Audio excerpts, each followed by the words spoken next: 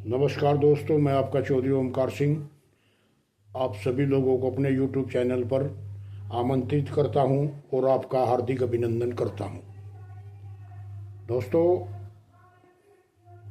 देश में 5 राज्यों में चुनाव हुए। केरल में हुए, तमिलनाडु में हुए, आसाम में हुए और पश्चिमी बंगाल में हुए।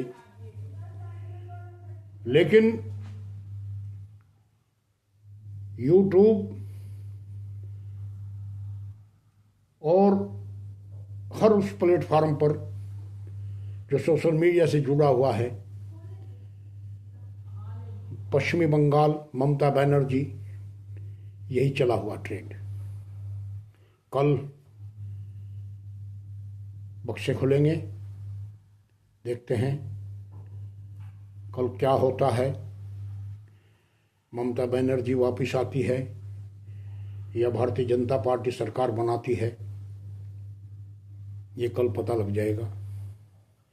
इसी कड़ी में दोस्तों, उत्तराखंड के हरजोली जट गांव में भारत के पूर्व प्रधानमंत्री चौधरी चरण सिंह और किसानों के मसीहा भारत रत्न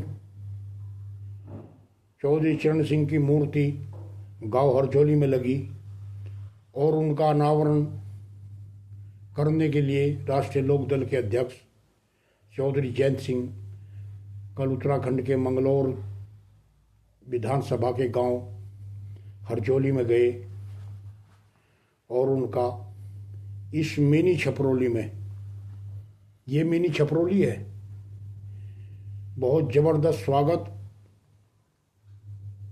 और आदर सत्कार किया गया। और चौधरी जयंत सिंह ने भी अपने संबोधन में कोई कसर नहीं छोड़ी और दिलों में छा गए वहाँ के लोगों के, और लोगों के दिलों में एक भावना ऐसी पैदा कर दी जो राष्ट्रीय लोकदल के लिए बहुत ही मुफीद है।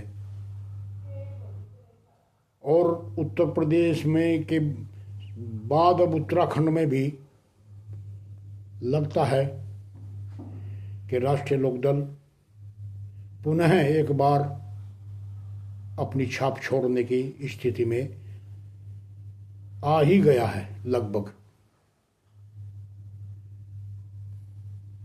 साधारण वातावरण, साधारण संबोधन जो सीधा ग्रामीणों के दिल में उतरता है, वही भाषा शैली। और 2027 का आगाज उत्तराखंड में भी चौधरी जयंत सिंह ने किया। देखते हैं कितना सफल उत्तराखंड में भी राष्ट्रीय लोकदल होता है। दोस्तों, पिछले जब उत्तराखंड के चुनाव हुए तो चौधरी जयंत सिंह को मंगलौर विधानसभा के गांव, एक मशहूर गांव लिभरेडी में बुलाया था और वहां पर करतार भराना जो थे, कैंडिडेट थे एनडीए के,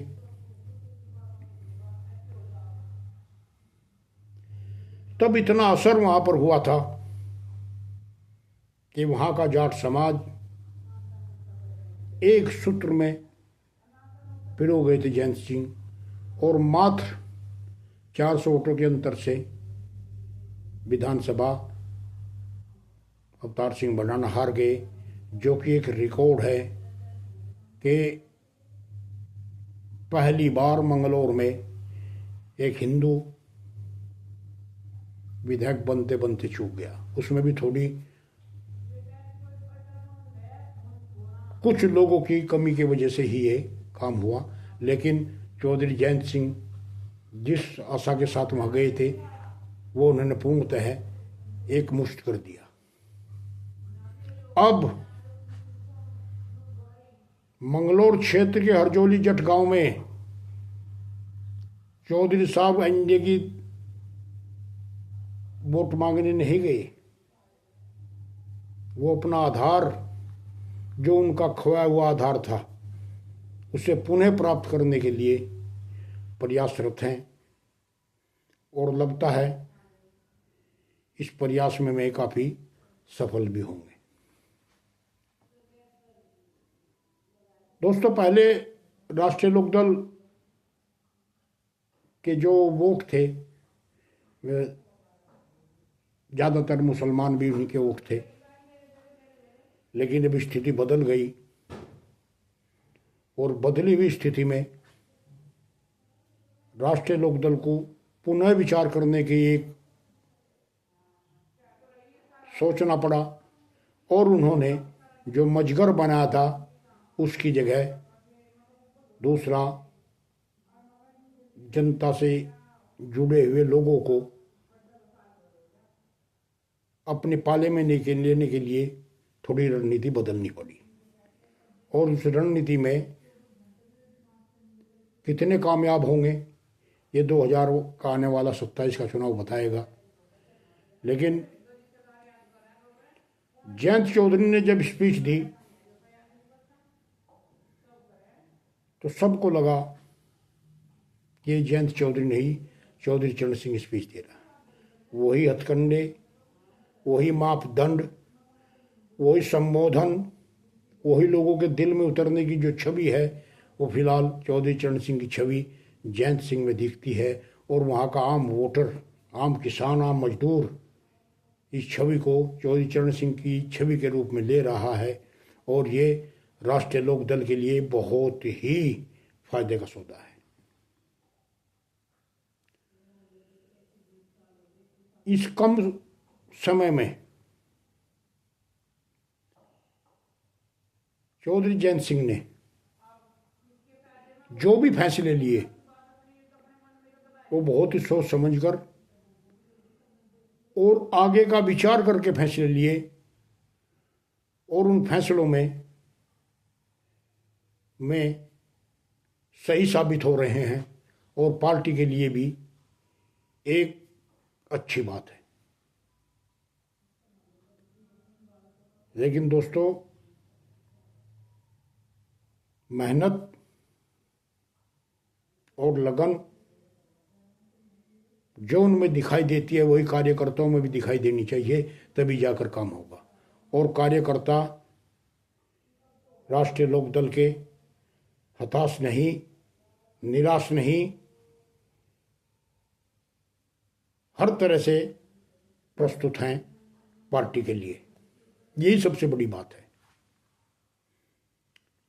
किसानों की नब्ज को छेड़ा, किसानों को नई तकनीक से खेती करने के लिए उकसाया और उन्हें बताया कि इसके फायदे क्या हैं।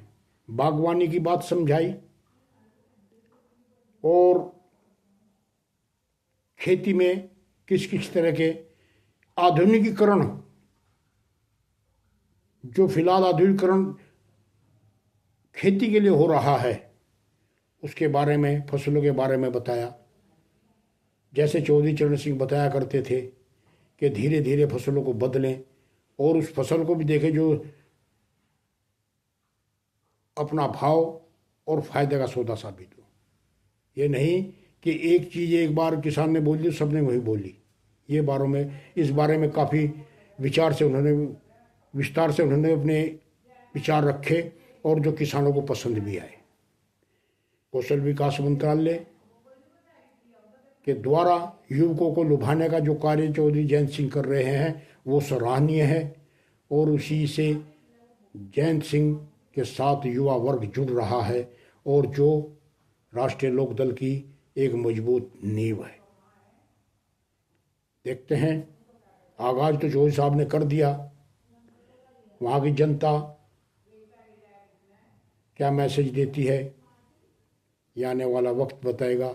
लेकिन चौधरी जयंत सिंह अब निकल पड़े अपनी पार्टी को राष्ट्रीय पार्टी बनाने के लिए और वे कितने कामयाब होते हैं ये आने वाले वक्त बताएगा। नमस्कार दोस्तों, मैं आपका Chaudhary Omkar Singh Dahiya YouTube news channel सच के सवेरा के साथ। क्या जयंत साहब की मुहिम सफल होगी कितनी होगी इस बारे में आप मुझे कमेंट कर जरूर बताएं। नमस्कार नमस्कार।